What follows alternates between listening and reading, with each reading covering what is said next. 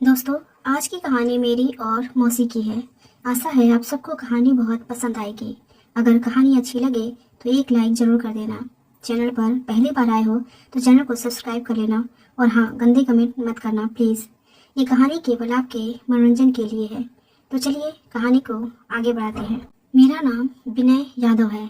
मैं बिहार के सारण का रहने वाला हूँ। मेरी उम्र 24 साल है और मैं दिल्ली में रहकर पढ़ाई कर रहा हूँ। यह कहानी आज से 2 साल पहले की है। मैं कॉलेज में दाखिला लेने के लिए इंतज़ार कर रहा था। परीक्षाएं कुछ दिन पहले ही समाप्त हुई थी। परीक्षा के बाद मैं घर में ही खाली बैठा रहता था। एक दिन घर पर मेरी छोटी मौसी आई।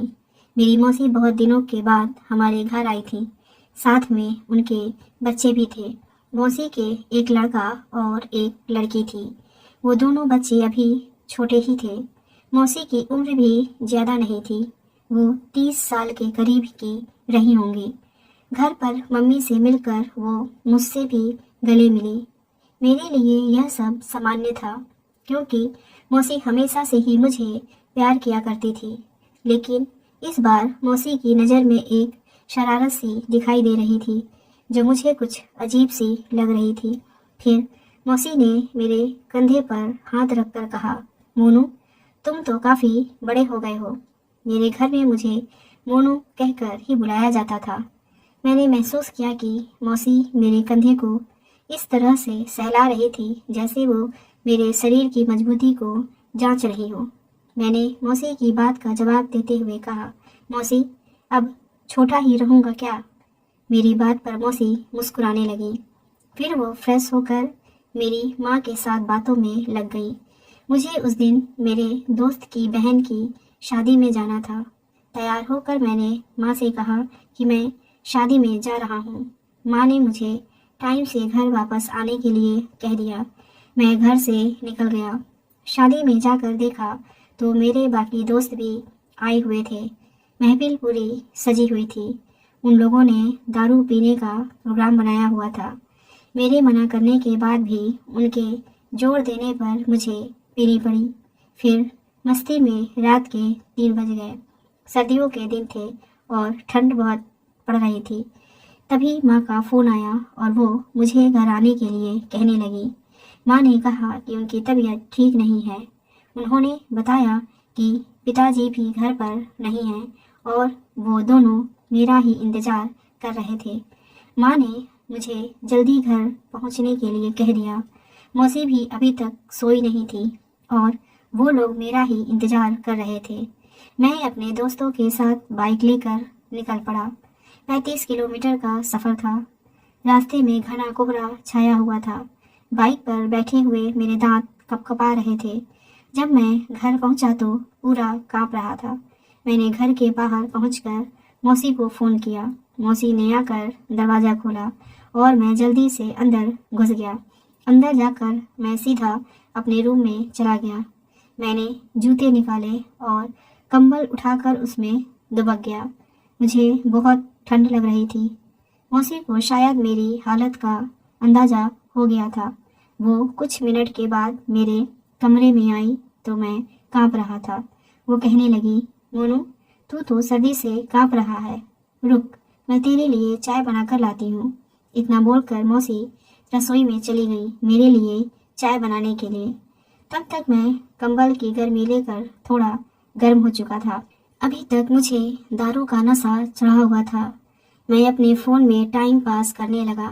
मौसी चाय लेकर आई और मेरे ही साथ कंबल में घुसकर वो भी पीने लगी। मौसी बोली, क्या बात है मोनू, तुम शराब भी पीने लगे?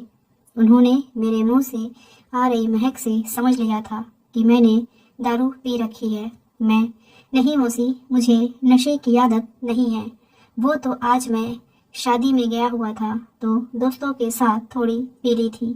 कभी कभार पार्टी में ही पीता हूँ, मगर आप माँ से इस बारे में कुछ मत कहना।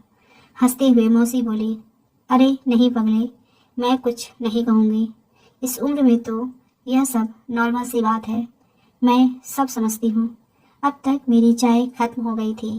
मौसी बिस्तर से उठकर मेरे हाथ से चाय का कप लेने लगी तो मुझे मौसी के दिखाई दे गए। मैं घूरने लगा। इससे पहले कि मेरी नज़र हटती, मौसी की नज़र मुझ पर पड़ गई और वो समझ गई कि मैं घूर रहा हूँ। मेरे बालों को सहलाते हुए मौसी बोली, क्या बात है मोनू, तुम तो ज़्यादा ही बड़े हो गए हो। तुमने कोई गर्लफ्रेंड बनाई है या नहीं? मैंने कहा, नहीं मौसी जी, शराब का नशा मुझ पर चढ़ा हुआ था और मैं कुछ समझ नहीं पा रहा था, बस बहक रहा था। फिर मौसी ने कप को नीचे रखते हुए कहा कि बहुत ठंड हो रही है। इतना बोलकर वो भी कंबल में मेरे पास लेट गई और टीवी चालू कर दिया। मेरे पैर उनके पैरों से सटे थे और मुझ पर सुरूर चढ़ने लगा था। मैंने उनसे पूछा, मौसा कैसे हैं? मौसी बोली, उनकी बात तो करो ही मत, वो तो हमेशा ही बाहर रहते हैं। मगर तुम मुझे ये बताओ कि तुमने अभी तक गर्लफ्रेंड क्यों नहीं बनाई है? मौसी की सांसें तेज होने लगी थी। मैंने लड़खड़ाती जुबान से कहा, मौसी अभी तक कोई मिली ही नहीं है। वो बोली, इतने हट्टे कट्टे हो गए हो। मौसी ने ऐसा कहते हुए आंखें बंद कर ली थी। मैं समझ गया था, अब मुझसे भी रुका न गया। फिर पता नहीं अचानक उनको क्या हुआ, वो उठकर गेस्ट रूम की तरफ चली गई। दारू का नशा मुझे पागल कर रहा था। मैं उठा और मौसी के पीछे ही चल दिया। गेस्ट रूम में जाकर देखा तो रूम में अंधेरा था। मैंने बेड के साथ वाला टेबल लैंप जलाया तो देखा कि मौसी कंबल के अंदर दूसरी तरफ मुंह करके लेटी हुई थी। मैं तुरंत कंबल में घुस गया। मैंने मौसी से कहा, मौसी आप ही मेरी फ्रेंड बन जाओ ना प्लीज़। अब मेरा हाल और भी ज़्यादा बुरा हो चला था। उनके मुंह से आवाज़ें आ रही थी, बहुत मज़ा आ रहा है। उनके बाल खुले हुए थे और उसको देखकर मैं पागल हुआ जा रहा था। उनको मैं अपनी माँ की तरह मानता था। मेरे आनंद का ठिकाना न रहा। मेरी आंखें बंद हो गई। इतना मज़ा आ रहा था कि क्या बताऊं। मौसी पागल सी हो गई। वो बोली, आराम से बेटा, इतनी जल्दबाजी मत कर, दर्द हो रहा है। अब मौसी को आराम हो गया था। मौसी थक कर सो गई। सुबह के करीब 5 बजे मैं अपने कमरे में आ गया और सो गया। सुबह माँ ने डांटते हुए उठाया तो 11 बज चुके थे। मैं फ्रेश होकर वापस आया तो माँ ने कहा कि तेरी मौसी अपने घर वापस जा रही हैं, एक बार उनसे मिल ले। मैं गेस्ट रूम में मौसी के पास गया। वो बच्चों को तैयार कर रही थी। मैंने कहा, आप जा रही हो? मौसी ने मेरी तरफ देखा और बच्चों को बाहर भेज दिया। वो बोली, जब भी तेरा मन करे मेरे घर पर आ जाना, तेरे मौसा तो बाहर ही रहते हैं। फिर वो माँ से मिलकर अपने घर वापस चली गई। मैं भी अपने रूम में जाकर मोबाइल चलाने लगा। कैसी लगी आपको ये कहानी कमेंट करके ज़रूर बताइएगा।